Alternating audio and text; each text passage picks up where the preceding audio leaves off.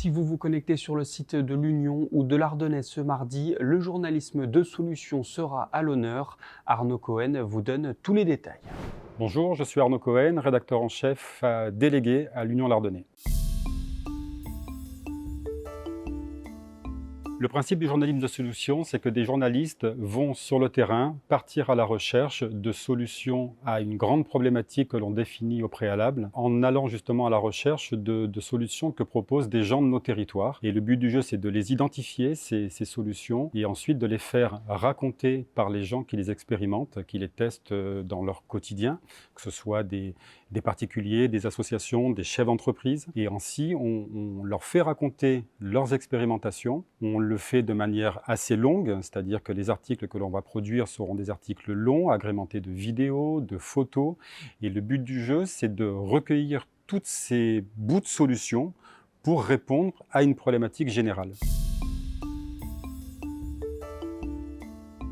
On est parti du constat qu'il fallait trouver des sujets qui sont véritablement des sujets de préoccupation des gens sur nos territoires. Il se trouve que la flambée du prix de l'essence, que l'on a constaté il y a 2 mois et qui est véritablement relancée depuis le début de l'année, est une problématique qui pèse très lourd sur les finances de tout le monde. Et donc on s'est dit, on va essayer de voir comment faire pour réduire notre consommation de carburant. Et donc c'est dans cet esprit-là qu'on est parti à la recherche d'expérimentations menées pour voir ce que ça pouvait apporter, de les partager à un plus grand nombre.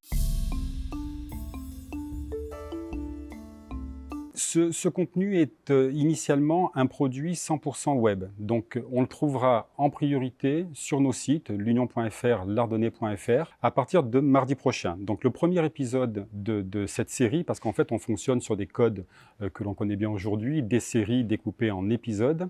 Donc on retrouvera dès le mardi matin sur nos sites le premier épisode et le second épisode interviendra le mardi suivant et ainsi de suite. Chaque série va durer 2 mois.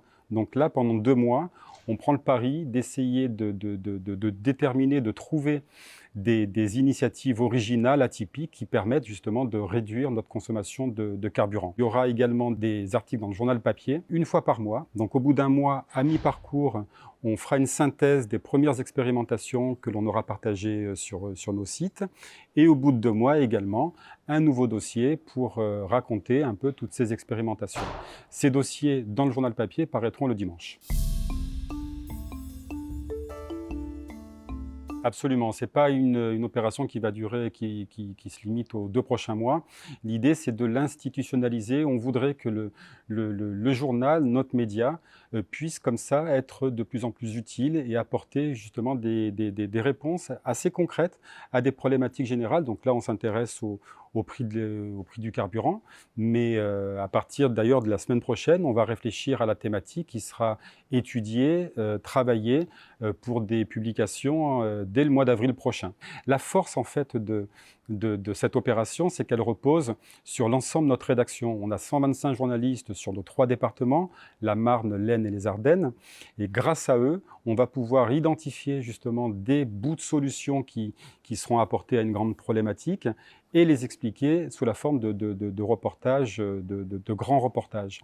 Encore une fois, l'idée, c'est qu'on va faire preuve d'humilité. On ne dit pas qu'on trouve une solution imparable à tous les problèmes, mais que par rapport à une problématique, on sait que sur nos territoires, des gens portent des initiatives, ont des idées qui vont dans ce sens et qu'en les partageant, on apporte des bouts de solutions en fait.